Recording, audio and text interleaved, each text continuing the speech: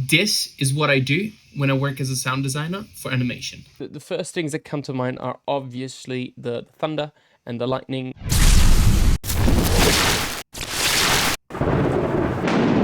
This has a good attack to it.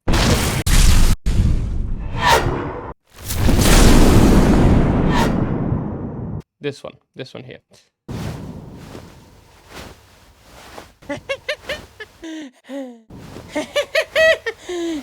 And maybe just add a little bit of wind. Honestly, yes. So the client came back to me and he wanted to change a couple of things. One of which was the laugh. We're gonna go with this one. And then he wanted to add 50s cartoon sound. Maybe like a reverse.